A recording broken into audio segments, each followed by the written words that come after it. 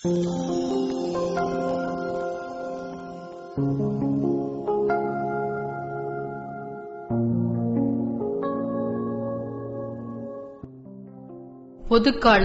8வது வாரம் செவ்வாய்க்கிழமை.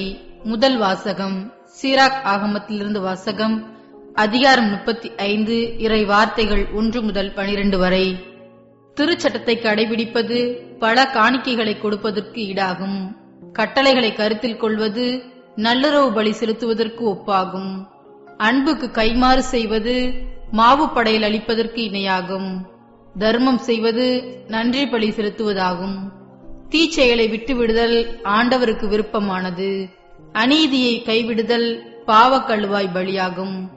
ஆண்டவர் திருமுன் வெறுங்கையோடு வராதே. கட்டளையை நிறைவேற்றவே பலிகளையெல்லாம் செலுத்து. நீதிமான்கள் காணிக்கைகளை செலுத்தும் போது பலிபீடத்தில் கொழுப்பு வழிந்தோட உன்னத இறைவன் திருமுன் நறுமணம் எழுகிறது.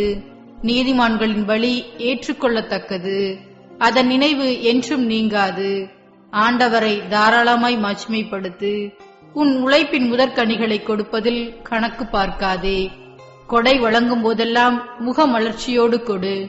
10 பங்கை மகிழ்ச்சியோடு கடவுளுக்கு உரித்தாக்கு.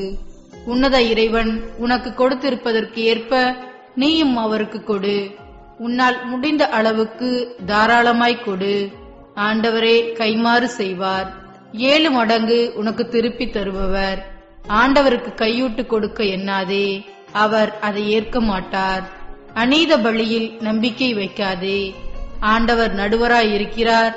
அவரிடம் ஒரு தலை சார்பு என்பதே கிடையாது. இது ஆண்டவர் வழங்கும் அருள்வாக்கு. இறைவா உமக்கு நன்றி.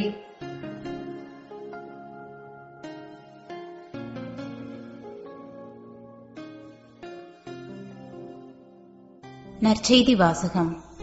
புனித மார்க்கு எழுதிய நற்செய்தியிலிருந்து வாசகம். அதிகாரம் 10, திருவசனங்கள் 28 முதல் 31 வரை. அப்பொழுது பேதுரு அவரிடம், பாரும், நாங்கள் எல்லாவற்றையும் விட்டுவிட்டு உம்மை பின்பற்றியவர்களாயிற்றே என்று சொன்னார். அதற்கு இயேசு, உறுதியாக உங்களுக்கு சொல்லுகிறேன், என் பொருட்டும் நற்செய்தியின் பொருட்டும் வீடுகளையோ சகோதரர்களையோ சகோதரிகளையோ தாயையோ தந்தையையோ பிள்ளைகளையோ நிலப்புலன்களையோ விட்டுவிட்ட எவரும் இம்மையில் 100 மடங்காக வீடுகளையும் சகோதரர்களையும் சகோதரிகளையும் தாயையும் நிலப்புலன்களையும் இவற்றோடு கூட இன்னல்களையும் மறுமையில் நிலை வாழ்வையும் பெறாமல் போகார். முதன்மையானோர் பலர் கடைசி ஆவர், கடைசியானோர் முதன்மை ஆவர் என்றார். இது கிறிஸ்து வழங்கும் நற்செய்தி. அன்புக்குரியவர்களே,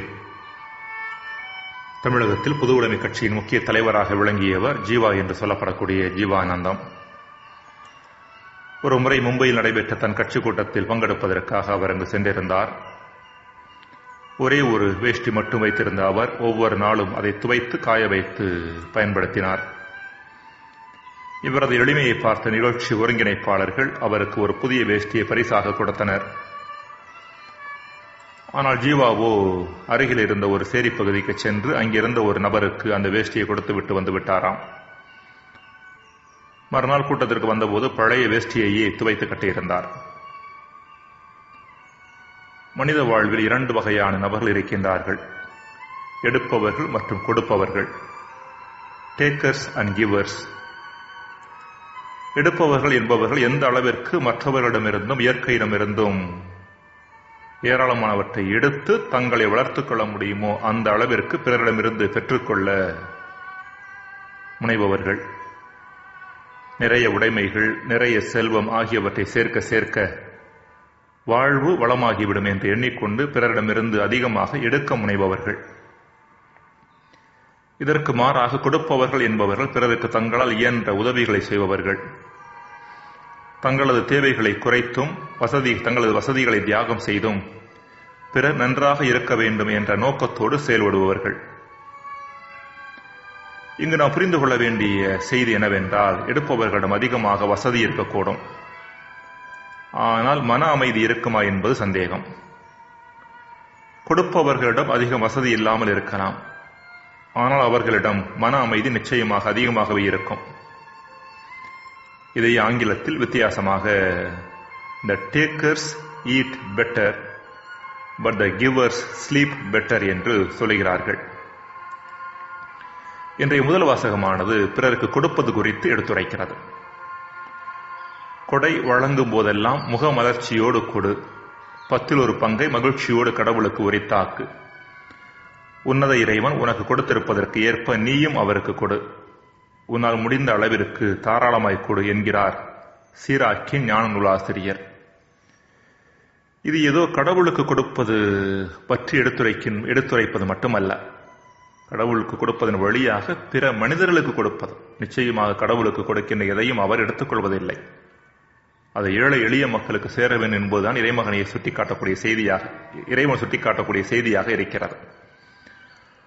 அவ்வாறு கொடுக்கின்ற பொழுது அதற்கான பதில் ஆண்டவரிடமிருந்து நிறைவாகவே வரும் என்பதையே ஆண்டவர் உனக்கு கைமாறு செய்வார், 7 மடங்கு உனக்கு திருப்பித் தருவார் என்று சிராக்கி ஞான நூலாசிரியர் சொல்கின்றார்.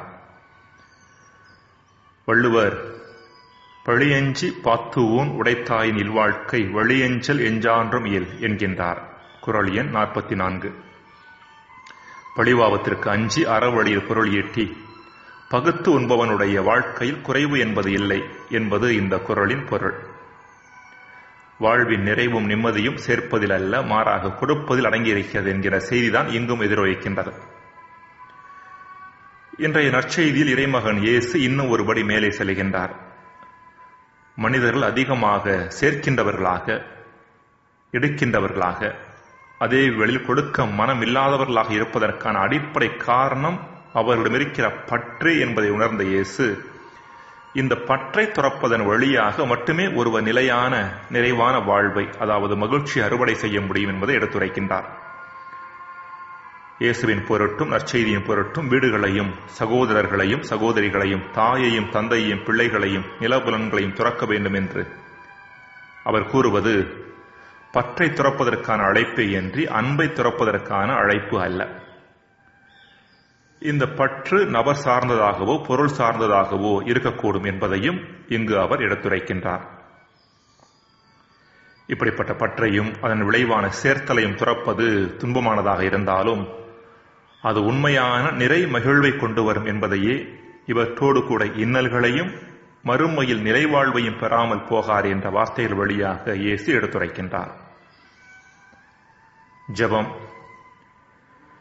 இறைவா, வாழ்வின் முழு மகிழ்வை சுவைப்பதற்கான வழி எது என்பது மட்டில் எமது பார்வையை தெளிவாக்கும். ஆமென்.